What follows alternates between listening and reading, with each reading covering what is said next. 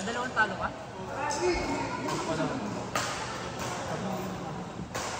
Pero ano siya nakatuwa?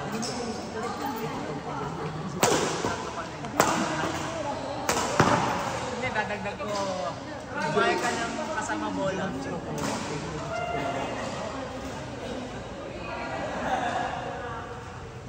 Ano lang kapag bago laro mo yan? Automatic.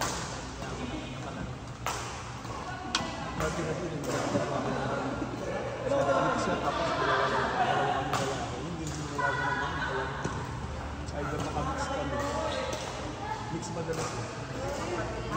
Ang ko pala.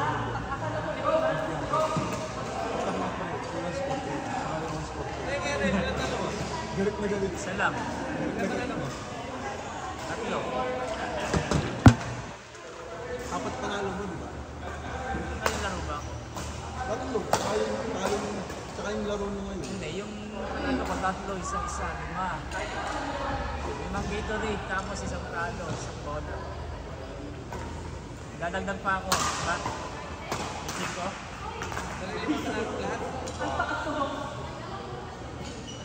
Oo, okay. Dadagdag pa ako 25. Isang bola.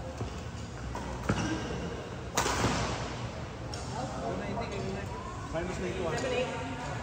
Bakit?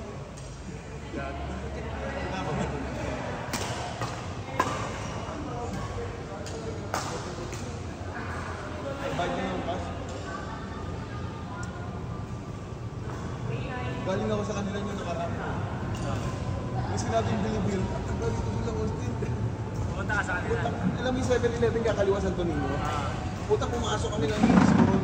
Doon ako dinala nung tip na nagturo sa akin ng lugar na hindi ko ulit ang motor. Puta, umabot kami sa dulo, wala na kami mga buweltahan. Buti ginahit ako nung matanda. Sabi ko sa mga Meralco Native, ay hindi 7-Eleven. Kasunod pa ako 7-Eleven. May save more. Diba pagkaliwa mo 7-Eleven, may save more. Tapos kasunod save more, alam mo yung lugar na. Yung pakakyat na ano, papunta. Basta bundok na rin yung taga-room pala. Meralco Village pala sa Binangonan. Kaya lang hindi ko na building ng mga namad na ako sa biglang. Ay, sorry, ang taas!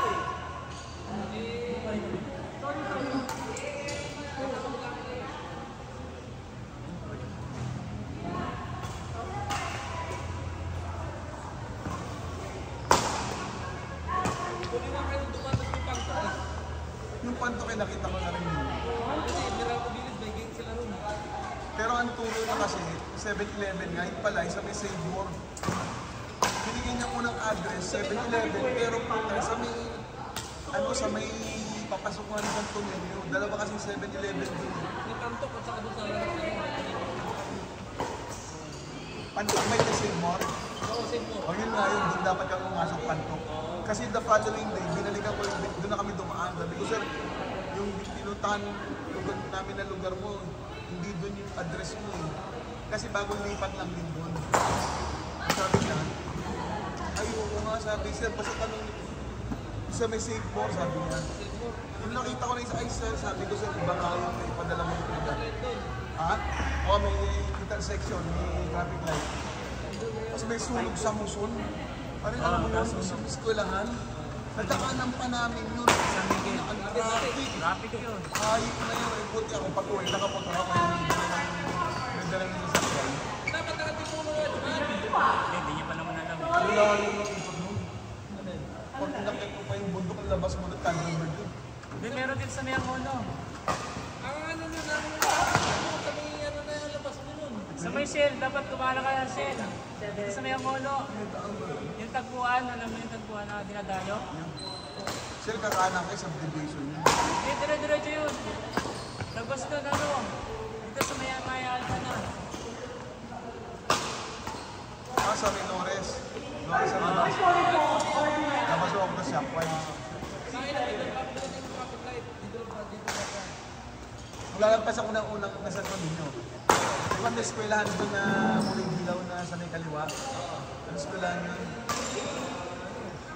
Parang Christian school eh, parang ganun eh. Yung mata sa building. Hindi, eskwelahan nga na ano lang, mababa lang, pambata. Yung ano, tapat na. Optimus. Yo, Optimus, saan ka doon? Yun lang, katapat niya. Andun ang bahay mo sa tapat mismo? Oo, sa Optimus. Nakita ko nga yung ano eh, yung bakery na sinasabi mo. Yung naman ng tinapay na Hindi nila. nadaanan ko yun. Pauwi kami, hindi ko dito yung motor. Sabi ko, Jack, sabi ko. Kasi nung papunta kami, nagdadatingan pa lang yung mga bumbero. So, sabi ko, pag uwi mo, sabi ko, patay ka sa traffic. Ay, sorry! Ako na traffic ako, pre. Pero nakakasingit. Sinasabi mo daan bago dumating yung eskwelahan. Dito sa Mayangono, sa may Shell. Alam mo yung Aurora? Ang babang barang. Oo, yun. Ay, babay kami, layo ng biyahe. Tinaga na lang ng asawa ko rin. Naman eh. Bahay ba yung nasunog sa eskwelahan? Bahay. Tabi-tabi ng eskwelahan, ano? Eskwelahan. Nakita ko nang nagdangalit yung apoy na gumagano sa... Pero ano pa yun, iskinita, nasa kaliwa pa yung nasunog kasi yung... Pero ano naman, maagang naapula. Ano, pero... Okay na kung sa pier. Oh. Magkakabibis sa Pares,